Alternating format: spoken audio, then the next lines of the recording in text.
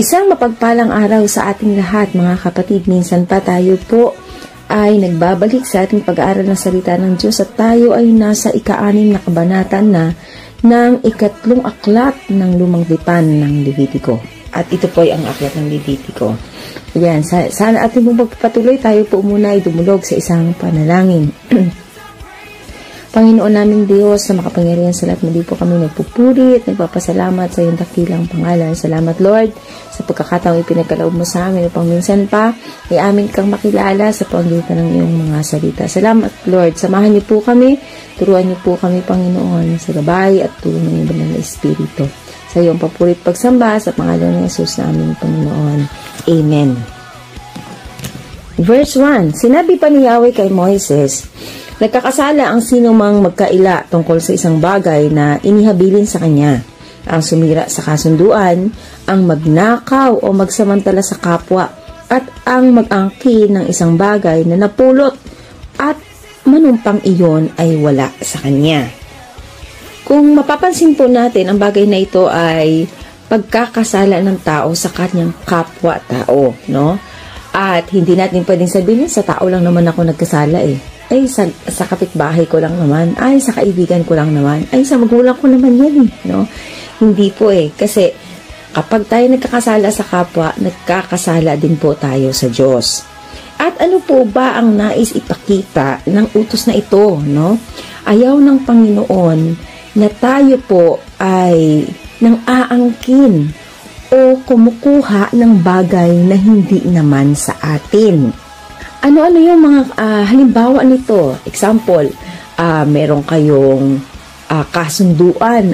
Bawa ikaw ay wala kang kakayanan mag-ingat ng iyong kayamanan or ng pera mo. Ngayon, ipagkakatiwala mo to sa iyong kaibigan. O ikaw ang mag-ingat dito ha. Ikaw lang naman yung maaasahan ko. And then, nagkaroon kayo ng kasunduan. Pagkatapos, ay i-deny ito ng kaibigan mo na nasa kanya. Pwede niya sabihin na, hindi, nakuha mo na sa akin. Kaya naman, pwede niyang sabihin na wala sa akin, wala tayong usapan na ganyan. Ano pa? Yung halimbawa po na nagpa-deliver ka ng isang bagay na mahalaga sa'yo or kahit hindi mahalaga sa'yo, tapos wala kang address na kumbaga pwede mong paglagyan. So, sa address mo siya, sa address mo yun ipinadala. And then, dumating sa kanya, and yet, dinideny niya ito, no? Or, yung kaibigan mo naman sa tahanan mo, and yet, dinideny mo ito, no? Kasi nagandahan ka, or nagustuhan mo, or nasira mo. Yan. So, iyan po ay halimbawa po lamang ng ating mga pinag-uusapan ngayon. So, again, ang ating pong pinag-uusapan ay isang bagay na talaga pong pag-angkin, no, dun sa bagay na hindi atin. Marahil din yung mga itinalaga na mga ingat yaman, no, tapos kumbaga hindi nila ito nagamit ng tama or nailagay nila to sa hindi maayos at nawala. Hindi talagang hindi nila pinaninindigan yung kanilang responsibilidad sa bagay na ito. Ito po ay itinuturing kasalanan sa Panginoon. At ito po ay itinuturing ding pagnanakaw. Kagaya po ng utos sa Exodus chapter 20 verse 15 na sinasabing huwag magnakaw. Ayan. Ito lang pa yung tinutukoy. It's about money lang ba or material things? No. Kasama po dito yung sa mga titulo. Ano po? Yung galing, yung husay. Halimbawa, meron kang kinantang napakagandang kanta. Tapos, inariin mo ito na ikaw ang sumulat, no? O kaya naman sinabi mo na ikaw ang original nito, and yet hindi naman ikaw yung na-recognize, ikaw yung sumikat, ikaw yung nabayaran, and yun po ay kinoconsider din pagnanakaw. So yan po ay labag sa kalooban ng Panginoon. Verse 4, babayaran niya ang kanyang ninakaw o anumang napulot o inihabilin na inangkin niya. Ibabalik niya ang alinman sa mga ito at daragdagan pa niya ito ng 5 bahagi ng halaga niyon sa araw ng paghandog niya na maghandog siya para sa kasalanan. Ang iaari naman niya bilang handog na pambayad sa kasalanan ay isang lalaking tupa na walang kapintasan. Itatakda mo ang halaga nito ayon sa sukatang itinakda ng sanktuaryo. makikita po natin, no, yung bagay na ito, no, kapag ikaw ay nagkasala ng tulad nito, kailangan mong bayaran yung ninakaw mo. Hindi doon sa eksaktong nakuha mo, kundi merong karagdagan. At bukod doon, kailangan mo pang maghandog na pambayad ng kasalanan ng isang lalaking tupa na walang kapintasan. So dito po makikita natin, no, mas malaki yung mawawala sa atin once tayo ay kumuha, no, ng hindi atin.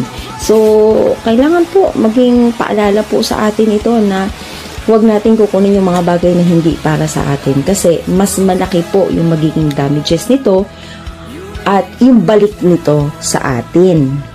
So kung mapapansin po natin, no, ang utos po ng Panginoon, ibalik ang iyong mga kinuha at hindi lang yung iyong kinuha kundi yung higit doon sa iyong kinuha and maghandog ka sa Panginoon. So, dito po makikita natin kailangan munang makipag-ayos tayo sa ating kapwa bago tayo makipag-ayos sa Panginoon.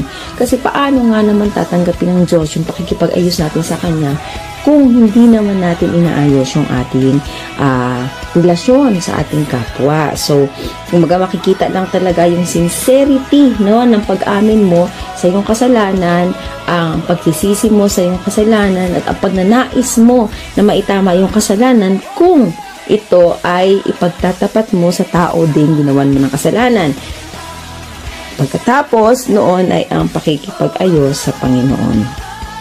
Verse 7, ihahandog iyon ng pari at siya'y patatawarin sa alinmang pagkakasala niya. So dito po makikita natin, no, na mayroong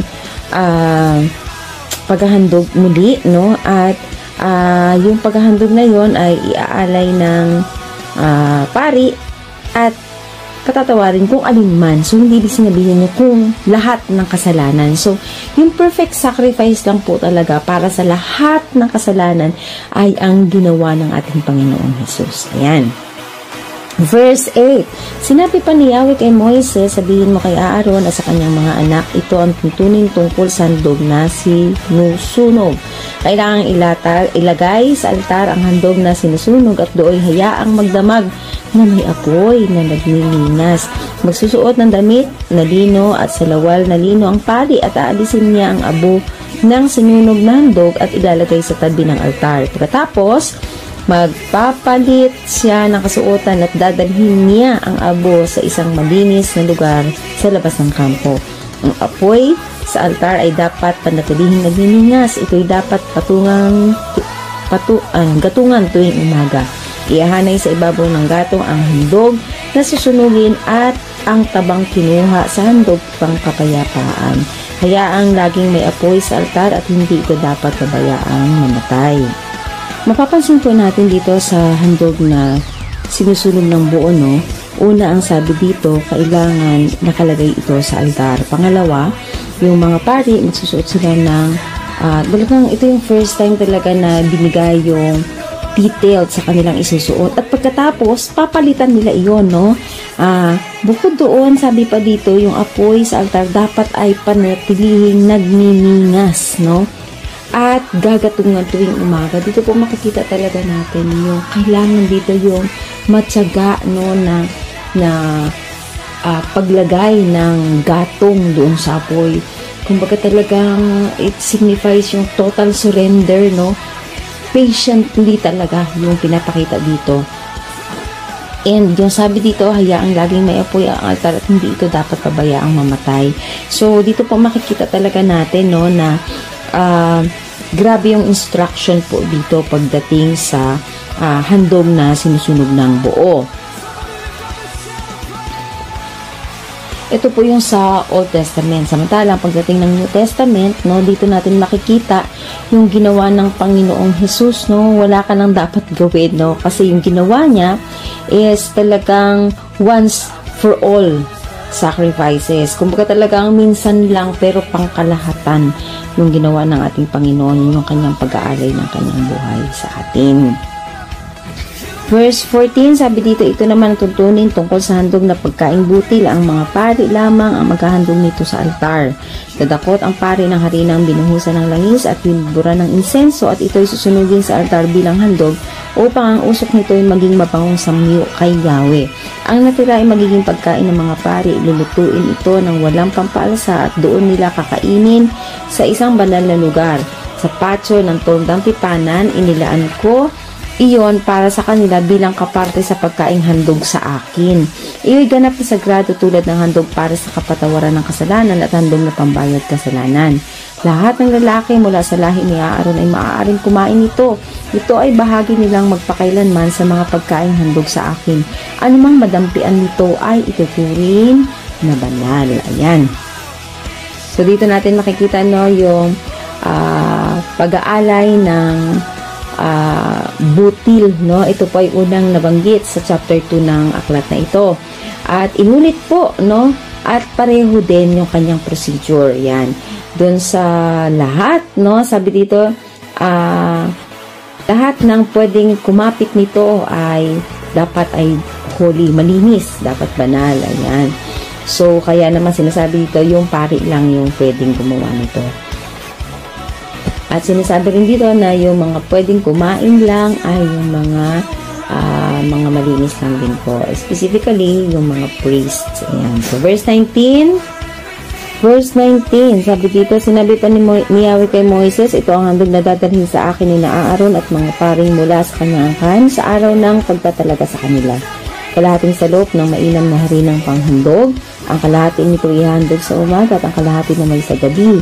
Ito ay mamasahing mabuti sa langis at ipiprito sa kawali at pagpipira-pirasuhin. Pagkatapos, susunugin sa altar bilang mabangong samyong handog sa akin, gaya ng handog na pagkain butil. Ang paring mula sa angkan ni Aaron ay maghahandog nito sa akin. Ito ay batas na dapat sundin magpakailanman. Ang handog na ito ay susunugin para sa akin. Ang lahat ng pagkain butil na handog ng pari ay lubusang susunugin at hindi ito maaaring kainin. Mapapansin po natin yung mga unang grain offering, yung mga handog na mga butil noon ay hindi lahat, no? Dahil yung mga natitira noon ay kakainin ng pari. But this time, dahil ito ay may kinalaman sa pagtatalaga sa mga pari, ang lahat ng butil ay kailangang sunugin, no? Lahat walang matitira. Ayan. So, verse 24, sinabi ni Yahweh kay Moises, sabihin mo kay Aaron at sa mga paring mula sa kanyang angkan, ito naman ang tungkulin tungkol sa handog pangkasalanan. Ang handog pangkasalanan ay papatayin sa pinagpapatayan ng handog na susunugin. Ito'y ganap na sagrado. Ang natirang hindi sinunog ay maaaring kainin ng paring naghandog nito. Ngunit kakainin niya ito sa isang banal na lugar.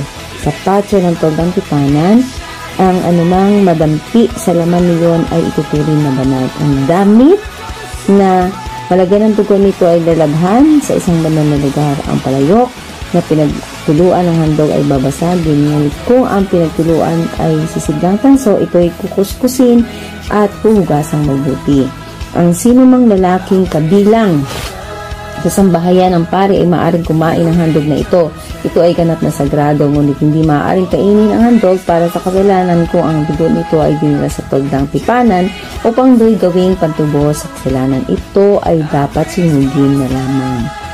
Ayan. So, dito makikita po natin yung handog para sa kasalanan ay unang pinakita, no, sa ika-4 na kabanata ng aklat ng Leviticus. At dito makikita natin yung karagdagan, no, kung paano yung tamang paghahandog ng handog para sa kasalanan. So, makikita din natin na sa mga iba't ibang mga pagkakataon sa ibang uri ng paghahandog, merong mga natitirang karne at ang tayong pwede lang kumain nun ay ang mga priest, no? Yun po, kagaya ng sa sin offering yun. So, makikita rin natin yung katagang sinabi na dapat ay ito ay doon sa banal na altar, no? Doon lang sa holy place kakainin. Yan. So, dito makikita natin lahat ng kakapit at gagawa ng gawain ito dapat ay malinis. So, talagang specific po, very specific na yung mga pari po yung gagawa. Yan. So, dito makikita po natin na paulit-ulit na sinasabi na dapat sa banal na dako, dapat banal din yung gagawa, dapat banal din yung kakain o malinis din yung kakain. Tapos lahat ng ginamit, dapat lilinisin siyang mabuti. So, anong pinapakita dito? Ang nais ng Diyos ay kalinisan. Ayaw niya po ng marumi, ayaw niya ng magulo. So, talagang patunay na ang ating Panginoon is very ordered. Yan. Tandaan po natin na sa lahat po ng alay or handog para sa kasalanan, dito po nakalagay maging kasalanan ng pari, kasalanan ng leader or ng ruler ng isang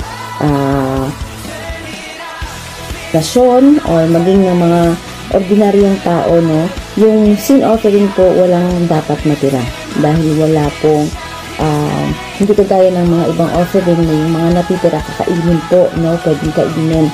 But this time, dito pagdating sa sin offering po, pinapakita na walang dapat matira. Dapat talaga siyang ubusin, i-consume. Kailangan niyang masunog. Dito po makikita din natin na lahat ng bagay na madudumihan dahil dun sa paghahandog ay kailangan linisin mabuti. Ito po ay nag-illustrate na yung kasalanan na hindi nalinis ng Panginoon. I mean, ako yung tao, hindi ako nagpalinis sa Panginoon. Ako talaga ay madidestroy, ako ay masisira ng kasalanan. So, kailangan natin ang Panginoong Jesus para sa kalinisan ng ating kasalanan. Sa ating kapanahonan, wala nang alay pa na dapat ihandog dahil yan po ay ginawa na ng Panginoong Jesus. Kung gusto natin maging malinis, ang kailangan natin ay lumapit at magpalinis sa ating Panginoong Jesus. Sana po may natutunan tayo sa kabanata 6 ng Aklat ng Levitico. Muli po, pagpalain tayo ng ating Panginoon at kay Jesus po ang papuri.